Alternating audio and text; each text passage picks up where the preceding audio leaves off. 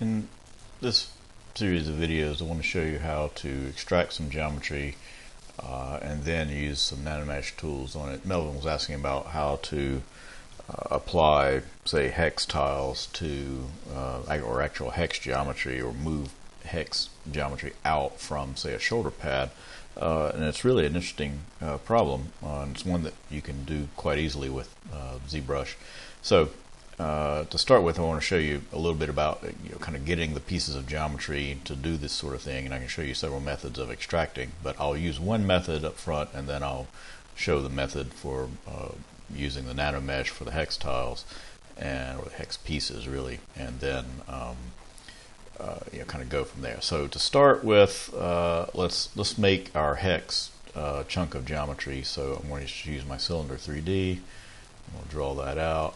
Go to edit, come down here to initialize, and I don't need any vertical divisions, and I want to make my horizontal 6, so it's hex, and I'm going to lower down my scale to a thickness that looks pretty good, proportionally. So that's looking good. So let's make that a Polymesh 3D. And I want to do a little bit of editing on it. If you're moving quick, just leave this as is. But if you know you're going to make 1,000,000 of these things, then you'll probably want to do a little more optimization. And to do that, I'm going to just use my, I'm going to switch, make sure I'm in my Z modeler brush, and I want to stitch points. So set that to stitch in 2 points.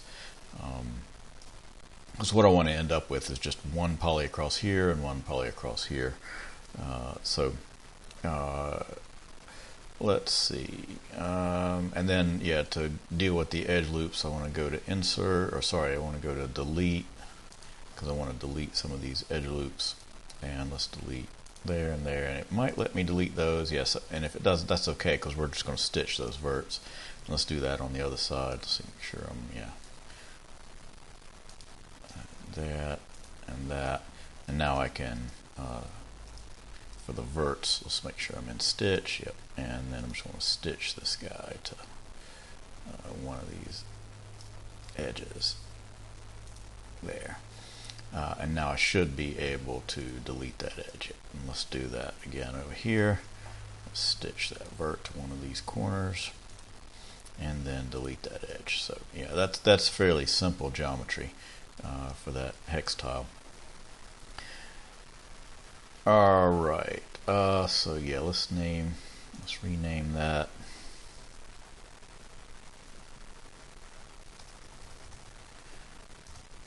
my hex tile, and let's drop that.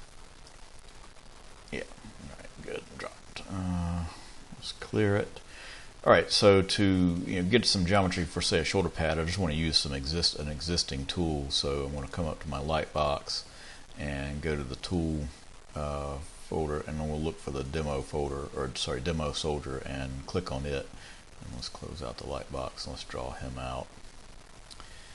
And let's get out of polyframe. Let's draw him out, and then go to edit mode and get out of polyframe. Clear that. So he's got multiple pieces, multiple subtools in here, and I really only want the body, so I want to make sure I'm on just the body.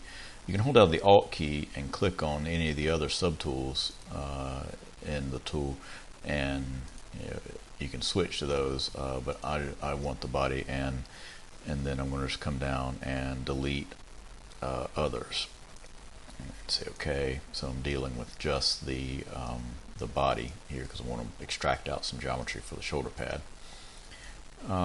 So if we come down and look at his subdivision here, you can see that he's made up of he's fairly low poly at the lowest setting, and that's probably a little bit too low. I kind of like this amount right here, because I can kind of pull out this pretty good topology up here on this upper arm, where I can pull out a chunk to make a pad, and this is already a separate poly group up here on his arm, so it's going to make dealing with that fairly easy.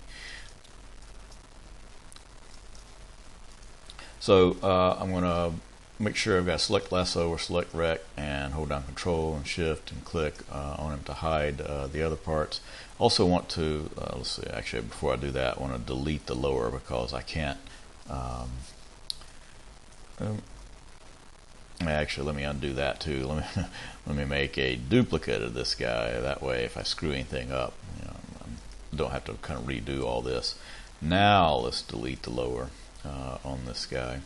And then hide everything except the arm, and then press K and delete hidden. And let's see, I just want to work with some of this geometry kind of up here on this upper part right here. So I think what I want to do is yes, make sure I've got select lasso, so hold down control shift, just kind of select into here, and then any of these chunks in there that I don't want, hold down control shift and alt, hide those. That gives me some fairly good geometry there. And then I could delete hidden. Or, you know, if this is not exactly what you want, if you needed more of this, so let's unhide all that arm. You know, say I need to kind of slice down in through here. Let's turn perspective off for this. There I can use, you know, hold down control and shift, and let's come up here to my slice curve brush, and then, you know, I can draw down into this thing, and then say, you know, tap alt there, and you know, kind of cut across it, and that will, you know, kind of separate these out into individual polygroups that I can hide the others like that. And now, you know, that's looking pretty good. That's kind of more of like what I would expect. So again, I'm going to press my K, delete hidden. So now I'm working with this. But you'll notice that we've got these kind of, you know, this little bit of triangulation down here that's not really doing us much good. And this may be, you know, right now this thing is fine for what we'd want to do with the hex tiles, but it may be, you know, it may have too many polys. So what I want to do is come to my ZRemesher, and I want to, sorry, let's get it up here. I'm going to keep the same number that I have right now when I remesh this thing.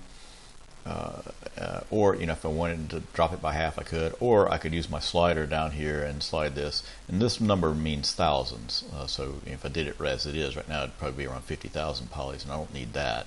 You know, this thing is, you know, really kind of tiny.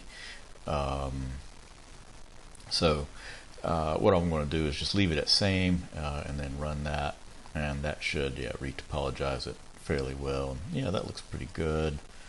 It might be a few too much. Let's see what happens if we run it on half. Better, but still a little bit. Well, the good news is I could use my loop tools and things like that to add more in if I need it. So I think I'm going to just kind of leave this thing as is, because that looks pretty good, and I can always subdivide it if I need to. All right, so got this remeshed the way I want it. Let's see, let me check the time here. Yeah, I'm about out of time, so let me stop here and I'll pick it up in the next one.